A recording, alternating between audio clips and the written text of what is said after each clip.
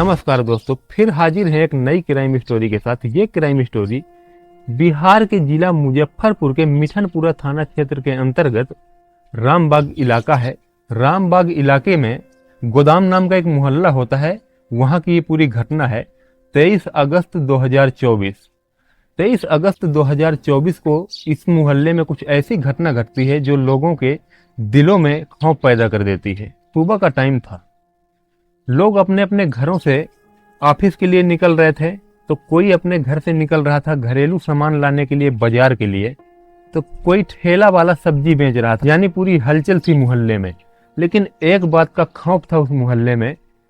दरअसल दोस्तों, मनोज लाल नाम का एक व्यक्ति होता है जो इसी गोदाम नामक मोहल्ले का रहने वाला होता है। अचानक एक दिन उसकी पत्नी और उसकी 3 साल की बच्ची गायब हो जाती है।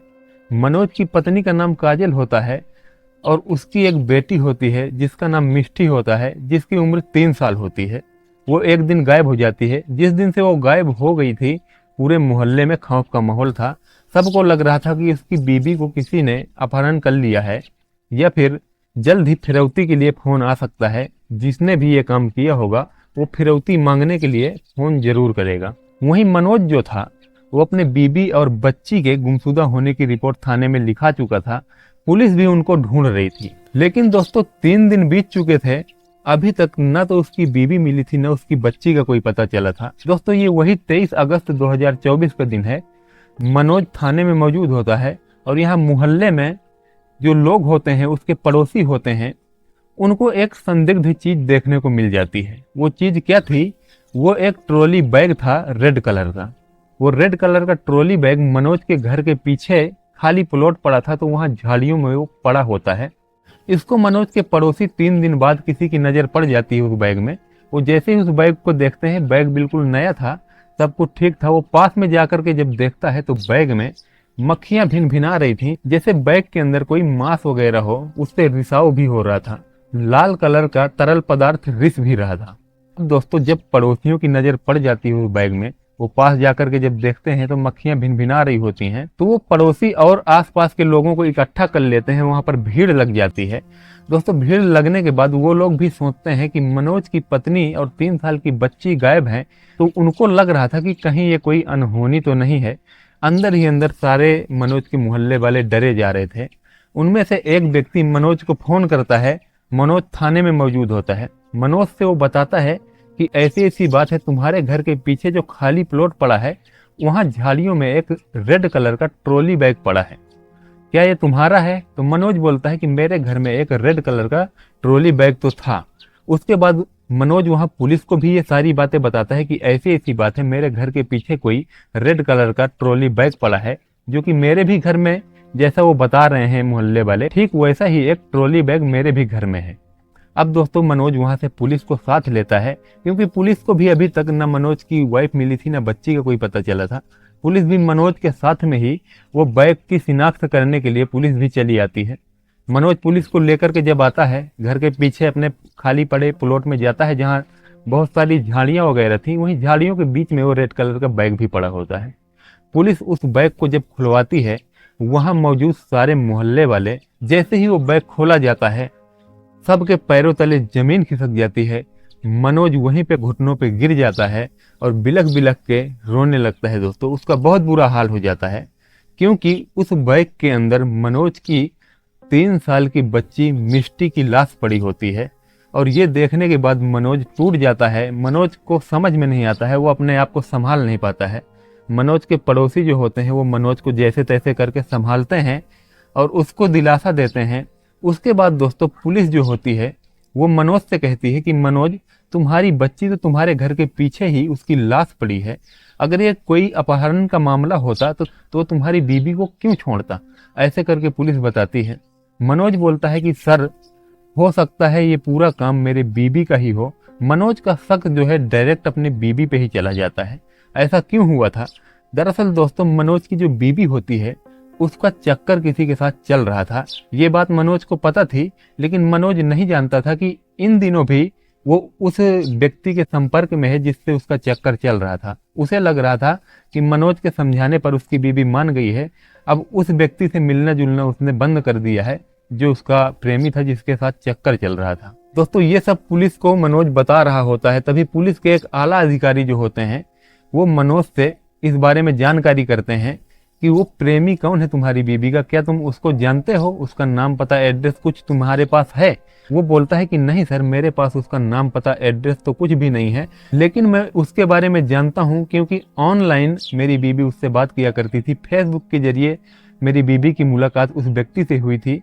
आज से 3 साल पहले की बात है।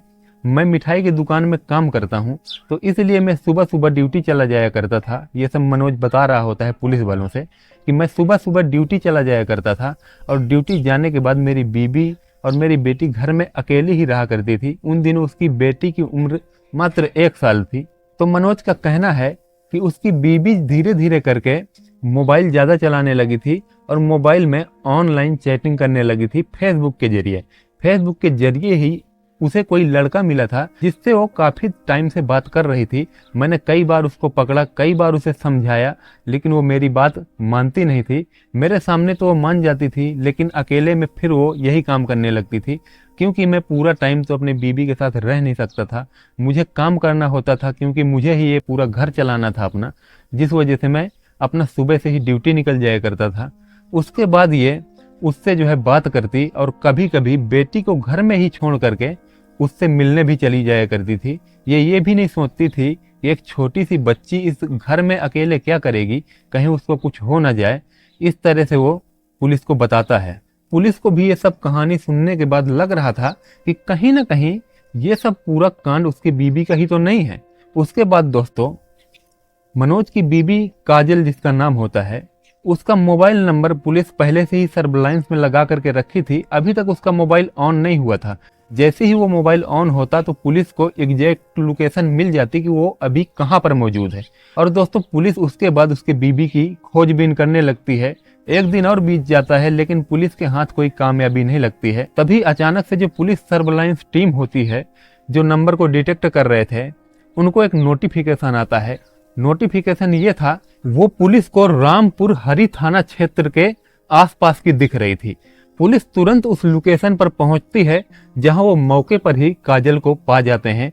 काजल को वहां से गिरफ्तार करके काजल का जो प्रेमी होता है, उसका नाम होता है संजीत कुमार, उसको भी काजल के साथ में पुलिस धर लेती है। वहां से जब थाने लेकर के आती है, थाने लेकर के आने के बाद मनोज को इस बात की खबर दी जाती है कि उसकी वाइफ का पता चल गया है, वो अभी थाने में मौजूद है, तुम भी आ जाओ। उसके बाद दोस्तों मनोज अपने आस पड़ोस के जो भी उसके दोस्त वगैरह थे, उसके जानने वाले पड़ोसी थे, उन सब को इकट्ठा करके अपने साथ लेता है और थाने के लिए रवाना हो जाता है। जब मनोज थाने पहुंचता है तो वहां देखता है कि पुलिस उसकी बीबी काजल के साथ पूछताछ कर रही थी। काजल से पुलिस पूछ रही थी कि तुम जब घर से निकली थी तो तुम्हारी बच्ची कहाँ थी, बच्ची को तो तुम साथ में लेके गई थी ना। तो वो बोलती है कि मैं बच्ची को तो साथ में लेके गई थी, लेकिन मैंने एक रिश्तेदार के यहाँ छोड़ दिया, क्योंकि संजीत जो मेरा प्रेमी है वो मुझसे शादी तभी करना चाहता था जब मैं बच्ची के बिना उसके पास जाऊं। ये बात काजल पुलिस को बताती है तो पुलिस को अब पूरा डाउट हो जाता है कि कहीं बच्ची का कत्ल काजल ने ही तो नहीं किया है। ये सवाल पूरी तरह पुलिस के मन में चल रहा होता है। काजल ने पुलिस को बताया कि उसने बच्ची को रिश्तेदारों के यहाँ छोड़ा था। तो पुलिस काजल से पूछती है कि कौन से रिश्तेदार कहाँ पे रहते हैं। तब वो एक रिश्तेदार का नाम बताती है और एड्रेस देती है। उसके बाद जब पुलिस की एक टीम वहां पर जाती है तो वहां देखती है वो रिश्तेदार होते हैं, लेकिन जब उनसे पुलिस पूछती है तो उनका जवाब सुनने के बाद पुलिस भी हैरान हो जाती है, क्योंकि काजल ने जिन रिश्तेदारों के बारे में बोला था, बेटी को छोड़ने का जिक्र किया था जिनके पास, वहां पुलिस को जानकारी मिलती है कि काजल तो यहाँ आई ही नहीं है। उसके बाद दोस्तों पुलिस को ये सारा खेल समझ में आने लगता है कि आखिर माजरा क्या है। अब पुलिस के मन में ये भी सवाल था कि काजल ने अपने प्रेमी के साथ मिल करके ही तो नहीं कहीं मिष्टी का कत्ल कर दिया है और उसके बाद ये सारी बातें बना रही है। दोस्तों उन रिश्तेदारों को भी पुलिस लेती है और लेकर के थाने पहुंचती है। जब वो रिश्तेदार वहां जाते हैं तो वो काजल के मुंह पे ही बोल देते हैं कि तुम हमारे यहाँ कब आई थी, झूठ क्यों बोल रही हो। उसके बाद दोस्तों वहाँ के जो थाना प्रभारी होते हैं उन्हें पता था कि काजल से सच अब किस तरह से निकलवाना है, प्यार से काम नहीं चलेगा। और वो महिला पुलिस कर्मियों को बुलाते हैं और बोलते हैं कि इसको लॉकअप के अंदर लेके जाओ और सच इससे उगलाओ कि आखिर सच क्या है। महिला पुलिसकर्मी जब काजल को अंदर लेकर के जाती हैं, उसके बाद वहां अंदर बेहतरीन स्वागत होता है काजल का। जैसे ही स्वागत होता है, काजल तुरंत सारी सच्चाई उगलने लगती है। वो कहती है कि दरअसल मैं जब घर से निकल रही थी तो पहले मैंने बोला था काजल को कि तुम यहीं पर रहो, मैं होकर के आ रही हूँ। मैं कई बार उसको घर में छोड़ करके पहले भी जा चुकी थी संजीत से मिलने। वो ये सारी बातें बताती है। तो वो बोलती है कि जब मैं घर से निकल रही थी तो काजल रोने लगी थी, तो मैंने उसको चुप कराया और मैंने बोला कि तुम घर पे ही रहो बेटा, मैं आ रही हूँ थोड़ी देर में।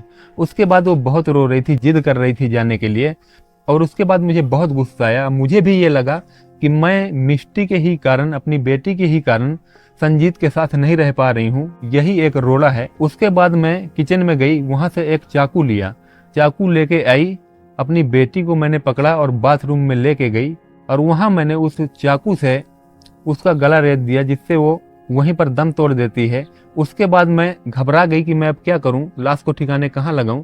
तो मैंने घर में ही पड़े एक रेड कलर के बैग में उसको पैक कर दिया। पैक करने के बाद छत में ले गई। छत के पीछे एक खाली प्लॉट पड़ा था जहाँ बहुत सारी झाड़ियाँ वगैरह उग गई थी, तो मैंने सोचा यहीं पे फेंक देती हूँ। और उसके बाद मैंने छत से उठा करके वो बैग नीचे खाली पड़े प्लॉट में फेंक दिया और वहां से निकल आई सतीश के पास।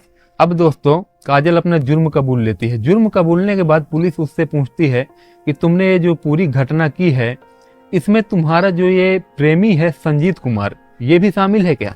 वो बोलती है कि नहीं, उसको मैंने अभी तक बताया ही नहीं है कि मैं अपनी बच्ची का कत्ल करके यहाँ आई हूँ। उसे तो लग रहा है कि मेरी बच्ची रिश्तेदारों के यहाँ है, मैंने उसको यही बोला है। उसके बाद दोस्तों पुलिस आती है बाहर, संजीत को एक तरफ ले जाती है, संजीत से पूछताछ करती है और बोलती है कि संजीत, तुम्हें उसके बच्ची के बारे में पता है कि कहाँ है? तो संजीत बताता है कि वो तो रिश्तेदारों के यहाँ उसने बताया था, जबकि उनके पास नहीं है, रिश्तेदार भी यहीं मौजूद हैं। तो आखिरकार बच्ची कहाँ है, मुझे इस बारे में कोई जानकारी नहीं है, ना तो मुझे काजल ने बताया है कि उसकी बच्ची और कहीं है। मुझे तो यही पता था कि ये रिश्तेदारों के यहाँ है, लेकिन अब पता चल रहा है कि इनके पास भी नहीं है। तब पुलिस जो है संजीत को बताती है कि दरअसल काजल ने अपनी बच्ची का कत्ल कर दिया है, कत्ल करके बैग में भर करके घर के पीछे फेंक करके तुम्हारे पास आई है। और 3 दिन बीत गए हैं, लाश पूरी तरह से सड़ चुकी थी। और बास आने की वजह से मोहल्ला वालों को जब पता चलता है, तब उन लोगों ने पुलिस को इस बात की जानकारी दी है। तब हमें जाकर के पता चला है कि बैग के अंदर बच्ची है। ये सब सुनने के बाद जो संजीत होता है, संजीत भी बेहद आग बबूला हो जाता है। उसके बाद वो अपनी जो प्रेमिका काजल होती है उसको बहुत खरी खोटी सुनाता है और उससे बोलता है कि तुम कैसी औरत हो, कैसी कलयुगी माँ हो, जो अपने ही हाथों अपनी मासूम सी बच्ची का कत्ल कर देती हो और उसके बाद मेरे पास आ जाती हो। ये सब जानने के बाद क्या मैं तुम्हारे साथ रहना चाहूंगा? कभी सपने में नहीं रहना चाहूंगा ऐसी औरत के साथ। पता नहीं तुम मेरे साथ भी आगे चल के क्या करो, कल को तुम्हें कोई दूसरा पसंद आ जाएगा तो तुम मुझे ही रास्ते से हटा दोगी। तमाम खरी खोटी सुनाता है उसका प्रेमी जो संजीत होता है। उसके बाद काजल का जो पति मनोज होता है, वो भी काजल को बहुत खरी खोटी सुनाता है। वो भी बोलता है कि अगर तुम्हें नहीं रहना था मेरे साथ तो चली जाती, मुझे बोल देती कि मैं नहीं रह पाऊंगी तुम्हारे पास, मुझे किसी और से प्यार है, किसी और के साथ रहना है। मैं तुमको खुशी खुशी जाने देता अगर मैं जानता कि तुम ये कदम उठाने वाली हो, मासूम सी बच्ची का कत्ल कर दोगी। अगर मैं ये जानता होता तो कभी तुम्हें अपने पास नहीं रखता, बहुत पहले तुम्हें जाने दिया होता। तमाम ऐसी बातें बताता है। दोस्तों, काजल के जो फैमिली वाले होते हैं, यानी काजल के मायके वाले माता पिता और काजल का एक भाई होता है, करण नाम होता है उसका। करण का भी बयान सामने आया है। करण ने भी ये बोला है कि ऐसी बहन से तो ना होना अच्छा है, कि तुम जैसी तो बहन होनी ही नहीं चाहिए किसी के पास। अगर बहन ऐसी होती है तो नहीं चाहिए ऐसी बहन। उसके बाद करण जो होता है वो पुलिस को बोलता है कि सर, आप इसको चाहे फांसी चढ़ा दो, चाहे उम्र कैद दे दो, हमारे तरफ से या हमारे घर वालों की तरफ से हम अपनी बहन के लिए कभी न तो मुलाकात करने आएंगे जेल में, न हाल खबर लेने आएंगे, ना ही हमारी तरफ से कभी जमानत ली जाएगी।